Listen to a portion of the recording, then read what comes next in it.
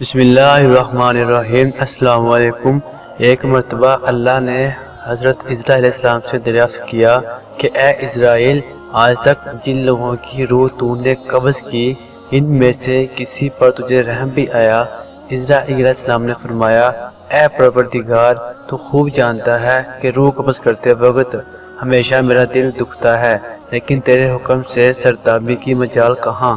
خدا نے پوچھا، یہ بتا تجھے سب سے زیادہ رحم کس پر آیا؟ الہی، ایک موت ایسی ہے جو بلائے پر بھی نہیں بھولتی، اور غم ایسا ہے جو تنہائی میں بھی میرے ساتھ رہتا ہے۔ ایک کشتی مردوں اور عورتوں سے بھری ہوئی سمندر میں سفر کر رہی تھی۔ تو نے حکم دیا، اس کشتی کو فنا کر دے۔ میں نے کشتی کو پاش پاش کر دیا۔ تو نے فرمایا، سب مردوں اور عورتوں کی روحیں قبض کر لو، لیکن ایک عورت اور اس کے نوزائیدہ بچے کو چھوڑ دے۔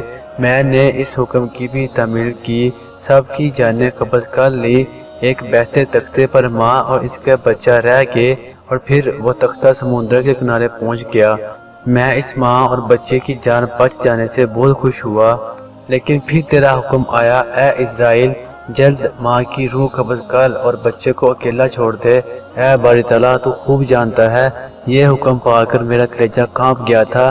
مجھے اس شیخ خوار بچے کو اس کی ماں سے الگ کر کے جس قدر تکلیف پہنچی تھی، اب اس واقعہ کو ایک مدت بیت چکی ہے، لیکن وہ بچہ یاد آتا ہے۔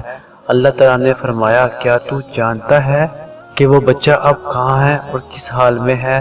اللہ نے فرمایا، اے اسرائیل سن، جب تو نے ماں کی روح قبض کی اور بچے کو تنہا چھوڑ دیا، تو ہم نے سمندر کی ایک موج کو حکم دیا کہ اس بچے کو احتیاط سے ایک ویران جزیرے میں ڈال دے۔ اس جزیرے میں ایک سرسبز اور گھنا جنگل تھا۔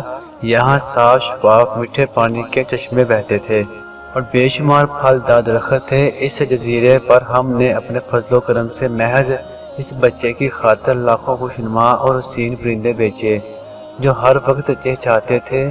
ہم نے چمیلی کے پھولوں اور پتوں کو حکم دیا کہ اس بچے کا بستر تیار کرو تاکہ وہ اس پر آرام کی نیند سوئے۔ ہم نے اسے ہر خوف اور خطرے سے محفوظ کر دیا۔ آفتاب کو حکم دیا کہ اپنی تیز دھوپ اس پر نہ ڈال۔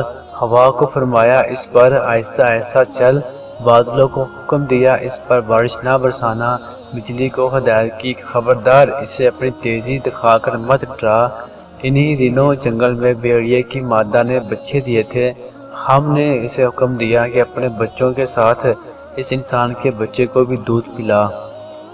اے اسرائیل، اس نے بھی ہمارے حکم کی تعمیل کی، یہاں تک کہ وہ تنہا اور بظاہر بے یار و مددگار بچہ پرورش پا کر خوبصورت مند اور بہادر ہو گیا۔ ہم نے اس کے پاؤں میں کبھی کانٹا بھی نہ چبھنے دیا۔ دنیا جہاں کی نعمتیں اسے عطا کی اور وہ ان کا شکر بھی ادا کرتا تھا۔